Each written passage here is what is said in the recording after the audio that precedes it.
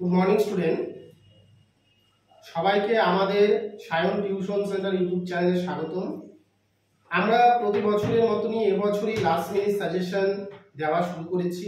তোমরা আমাদের চ্যানেলটিকে ফলো করে রাখবে এবং সেই সব ভিডিওগুলো তোমরা অবশ্যই দেখবে। আশা করছি তোমাদের পরীক্ষায় যথেষ্ট উপকারে আসবে।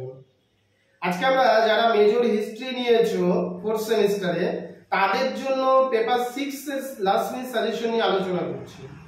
আমরা আপাতত তোমাদের পেপার 6 গুলো নিয়ে আলোচনা করছি। অলরেডি আমাদের এডুকেশন বাংলা ভিডিও আপলোড করা হয়ে গিয়েছে, তোমরা আমাদের চ্যানেলে গিয়ে অবশ্যই দেখবে। মেজর হিস্ট্রি ফোর্থ সেমিস্টারে 12 নম্বরের জন্য তোমরা যে প্রশ্নগুলো করবে, দেখো প্রথম থেকেই বলে আসছি তোমাদের দুটো প্রশ্ন, একটা হচ্ছে মোহাম্মদ বিন তুগলক, অন্যটি হচ্ছে ফিরোজ শাহ তুগলক। ঠিক আছে, যে briefly discuss Mohammad bin Tughlaq achievement থাকতে পারে, রিফরমেশন থাকতে পারে। মোহাম্মদ বিন তুগলকের সাধারণত রিফরমেশনই দেয়, সংস্কারগুলো ভালো করে পড়বে, এবং ফিরোজ শাহ তুগলকের সংস্কারগুলো পড়বে। এবং এর সঙ্গে একটা প্রশ্ন দেয়, ফিরোজ শাহ তুগলককে কি সুলতানি যুগের আকবর বলা যায়? যুক্তি সহ বিচার করো। আমরা মোহাম্মদ বিন তুগলক থাকলেও একটা নোট লিখবো, ফিরোজ শাহ তুগলক থাকলেও ওই নোটটাই লিখে দিলেই আমাদের হয়ে যাবে। আমরা যে নোটসগুলো তোমাদের দিয়েছি, এই দুটো প্রশ্ন ভালো করে তৈরি করো।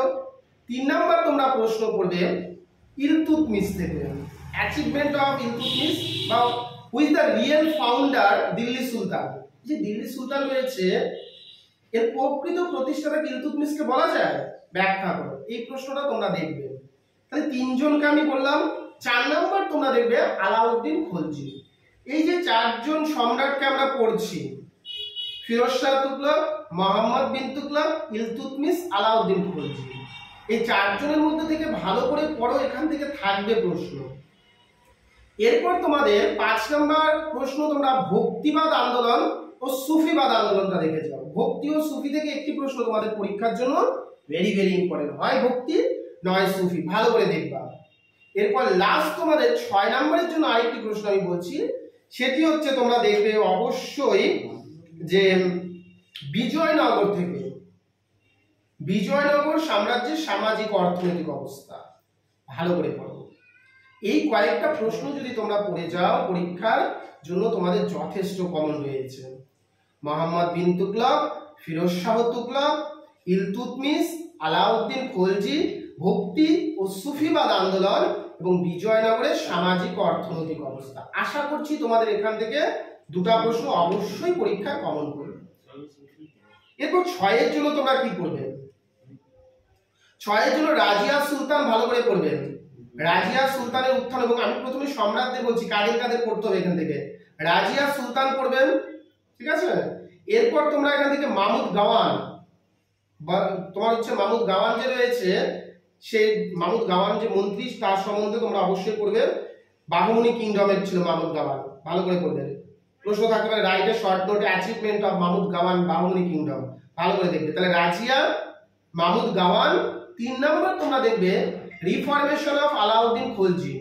আলাউদ্দিন খলজির যে রিফরমেশন সংস্কার হয়েছিল, বিশেষ করে বাজার নিয়ন্ত্রণ ব্যবস্থাটা ভালো করে দেখবে আলাউদ্দিন খলজি। এরপর তোমরা দেখবে Krishnadeva Raya, achievement of Krishnadeva Raya, Vijayanagara empire. Vijayanagara সাম্রাজ্যের যে কৃষ্ণদেব রায় রয়েছে তার অ্যাচিভমেন্ট অবশ্যই পড়বে। 4 নম্বর প্রশ্ন। 5 নম্বর প্রশ্ন তোমরা পড়বে ডিফারেন্ট ফিচার্স অফ ইক্তা সিস্টেম, ইক্তা ব্যবস্থা, ইক্তা ব্যবস্থার বিভিন্ন যে বৈশিষ্ট্যগুলো 5 নম্বর প্রশ্ন হিসেবে তোমরা অবশ্যই দেখবে।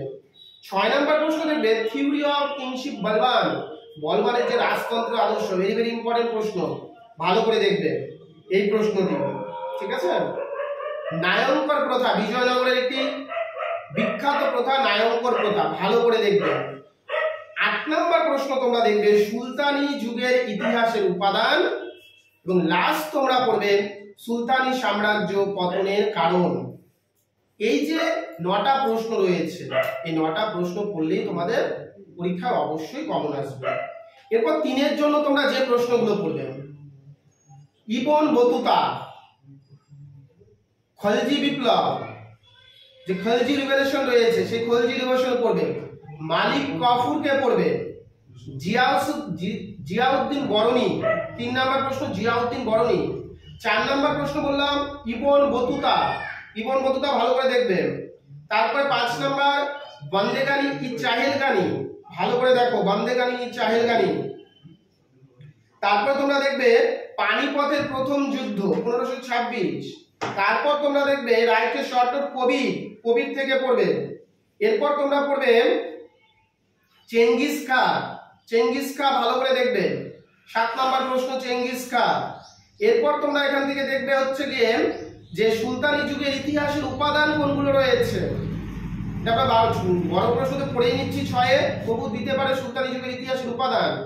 তারপরে তোমরা আলাউদ্দিন খলজির যে বিভিন্ন সংস্কারগুলো ছিল সেই প্রশ্নটা পড়বে।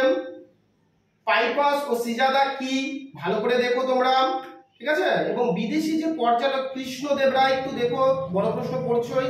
তালিকাটার যুদ্ধটা দেখবে, 1565 সালে যে তালিকাটার যুদ্ধ হয়েছিল এই প্রশ্নটা দেখবে। হ্যাঁ, এই প্রশ্নটা দেখলে আশা করি তোমাদের পরীক্ষায় কমন অবশ্যই থাকবে। তোমাদের পরীক্ষা ভালো হোক, এবং তোমাদের পরীক্ষায় যদি কমন পড়ে অবশ্যই তোমরা কমেন্ট করবে। আমরা পরবর্তী সাজেশনগুলো নিয়ে অবশ্যই তোমাদের সামনে আলোচনা করব। ধন্যবাদ সবাইকে, ভালো থাকবে, সুস্থ থাকবে।